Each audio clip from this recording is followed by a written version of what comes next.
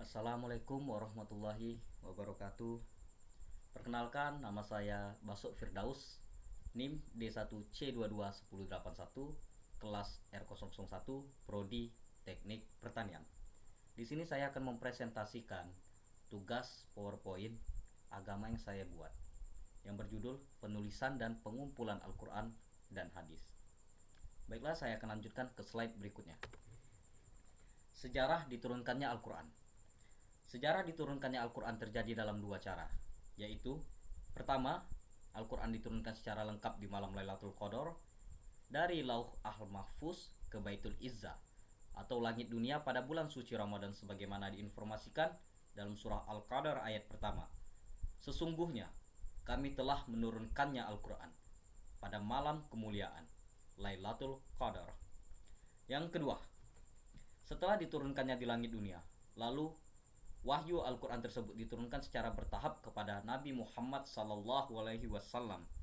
sesuai dengan konteks dan kebutuhan, berlangsung selama 22 tahun, 2 bulan, dan 22 hari secara berangsur-angsur. Sejarah periodisasi Al-Quran sepanjang perjalanan turunnya wahyu kepada Nabi Muhammad SAW. Para ulama membagi sejarah Al-Quran dalam dua periode, yaitu periode sebelum hijrah dan periode selepas hijrah. Ayat-ayat Al-Quran yang turun sebelum hijrah dikenal dengan sebutan ayat-ayat Makkiyah. Sementara ayat-ayat Al-Quran yang turun usai hijrah dikenal dengan ayat-ayat Madaniyah. Pada periode sebelum hijrah, terdapat 86 surah Makkiyah yang diturunkan selama 12 tahun 5 bulan. Pada umumnya, isi ayat-ayat Makkiyah berkenaan dengan akidah dan penguatan tauhid, yaitu wahyu Al-Quran di periode sebelum hijrah merupakan pokok ajaran Islam untuk mengokohkan keimanan umat yang ditindas oleh orang-orang kafir Quraisy. Pada kedua, terdapat 28 surah yang turun selama 9 tahun 9 bulan. Ayat-ayat Madaniyah umumnya berkaitan dengan muamalat, syariat, dan hukum-hukum Islam. Tujuan pokok diturunkannya Al-Quran. Dari sejarah diturunkannya Al-Quran dapat diambil kesimpulan bahwa Al-Quran mempunyai 3 tujuan pokok. Yang pertama, petunjuk akidah dan kepercayaan yang harus dianut oleh manusia yang tersimpul dalam keimanan akan keesaan Tuhan dan kepercayaan akan kepastian adanya hari pembalasan.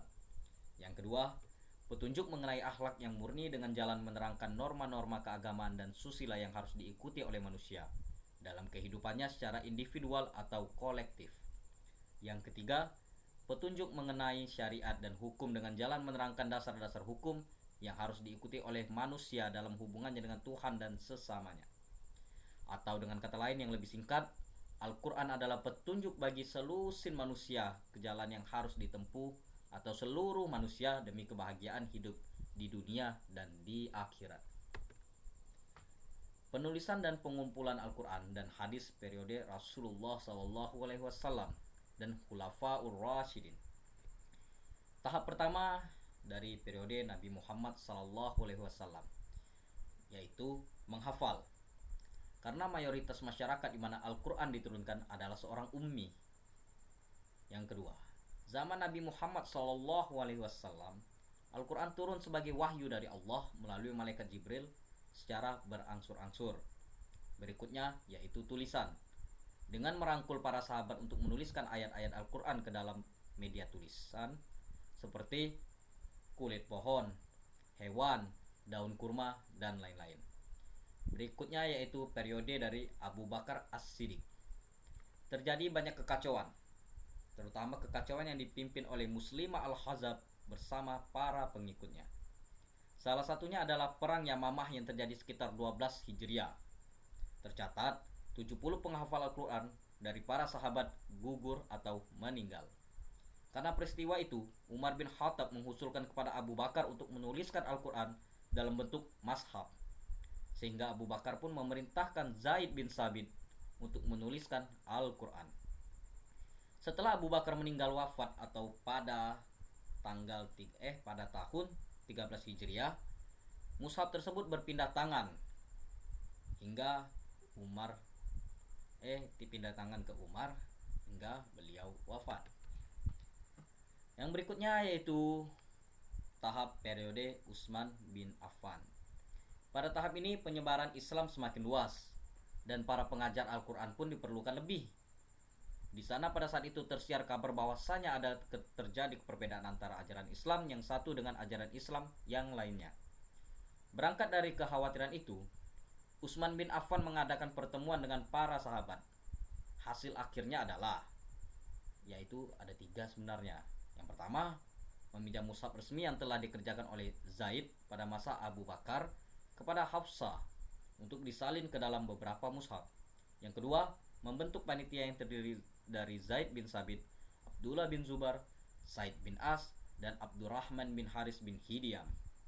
Yang ketiga, memerintahkan kaum muslim di seluruh negara Islam untuk membakar semua mushaf dan catatan Al-Quran yang tidak sesuai dengan mudhaf yang telah mereka terima. Yang berikutnya yaitu pengumpulan hadis. Pengumpulan hadis ada 4 periode. Periode awal berlangsung selama rentang hidup Nabi Muhammad SAW hingga sepanjang abad pertama Hijriah. Pada masa ini Rasulullah hidup, bergaul, dan berbicara dengan banyak masyarakat dan juga para sahabat. Apa yang disampaikan oleh Nabi senantiasa diperhatikan oleh para sahabat, sehingga lama-kelamaan menjadi sebuah hafalan. Periode kedua dimulai pada sekitar abad pertengahan kedua Hijriah.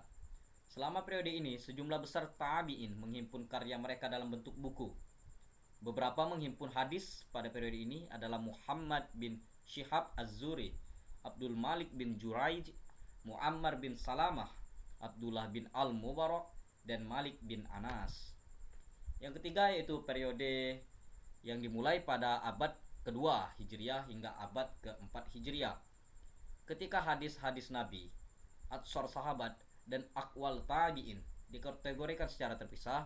Selain itu, pada periode ini juga hadis-hadis dipelihara dan dijaga. Periode keempat dimulai pada awal abad kelima hingga hari ini.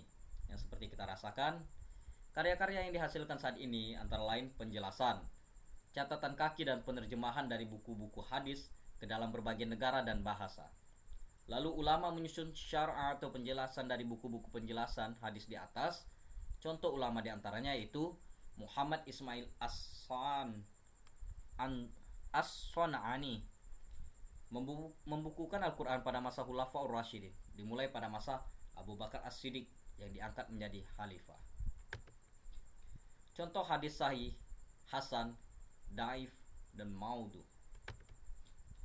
Hadis sahih. Pertama, dari Abi Hurairah radhiyallahu anhu. Rasulullah sallallahu alaihi wasallam bersabda, "Jika kalian memakai pakaian atau berwudu, mulailah dari anggota bagian kanan."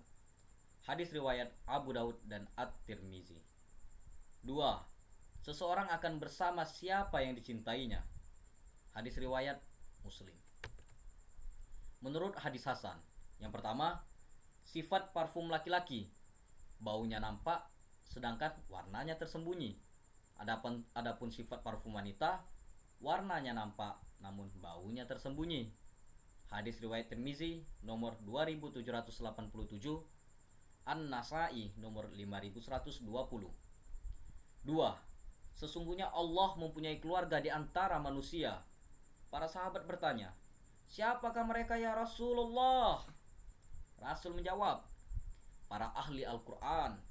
Merekalah keluarga Allah dan hamba pilihannya." Hadis riwayat Ahmad.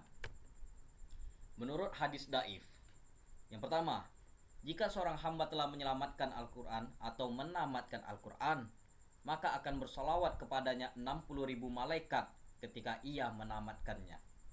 Hadis riwayat Ad-Dailami dalam Musnad Al-Firdaus. Yang kedua, sesungguhnya segala sesuatu memiliki hati, sedang hatinya Al-Quran adalah surat Yasin. Barang siapa yang membacanya, maka seakan-akan ia telah membaca Al-Quran sebanyak 10 kali. Hadis riwayat At-Tirmizi dalam As-Sunan juz 4 ayat ke-46 dan Ad-Darimi dalam sunannya juz 2 ayat 456. Menurut hadis maudhu, yang pertama, barang siapa berpuasa di waktu pagi pada hari Idul Fitri, dia bagaikan puasa sepanjang waktu. Hadis riwayat Bailami. Yang kedua, Rajab adalah bulan Allah, Sya'ban bulanku, dan Ramadan bulan umatku. Ibnu Jahzom. Biografi singkat periwayat. Imam Tirmizi 200 Hijriah sampai 267 Hijriah. Nama lengkap beliau adalah Abul Hasan Muhammad bin Isa yang berasal dari desa Tirmizi di pantai Sungai Jihun di Bukhara. Untuk menyebutkan nama beliau boleh diucapkan dengan Tirmizi, Turmuzi, dan Tarmizi. Kitab hadis Sahih Tirmizi adalah sebuah kitab hadis besar yang menghimpun beribu hadis Nabi Muhammad. Beliau juga dilahirkan pada tahun 200 Hijriah dan wafat tahun 267 Hijriah. Kitab Tirmizi termasuk ke dalam kitab hadis hasil kolaborasi bersama Imam Bukhari, Imam Muslim, Imam Abu Daud, Imam Tirmizi, Nisa'i, dan Ibnu Majah. 3. Ijtihad yang dilakukan di Indonesia. Yang pertama, Majelis Ulama Indonesia pada tanggal 25 Oktober 1997 telah mengeluarkan fatwa bahwa nikah mut'ah hukumnya haram, bahkan pelakunya dipandang telah melanggar peraturan perundang-undangan yang berlaku tentang perkawinan. Untuk itu dapat dilakukan tindakan tegas dengan membawa pelakunya ke bidang hukum. 2. Pembuatan bayi tabung yang dimana tidak ada pada zaman Nabi yang kemudian dijadikan sebagai solusi bagi permasalahan kesuburan. Yang ketiga, dilakukan perembukaan oleh seluruh ulama untuk melakukan penentuan pada 1 Syawal. Dengan ini akan dilakukan berbagai macam perdebatan dalam menentukan 1 Syawal dengan awal Ramadan. Ya, sekian presentasi dari saya. Mohon maaf ada salah-salah kata, salah-salah dalam membacakan, dan salah-salah apabila materi yang saya bawakan tidak termasuk ke dalam hukum-hukum Islam yang sudah tercatat dan yang sudah kita ketahui selama ini. Ya, sekian dari saya. Wasok Firdaus, saya akhiri. Wassalamualaikum warahmatullahi wabarakatuh.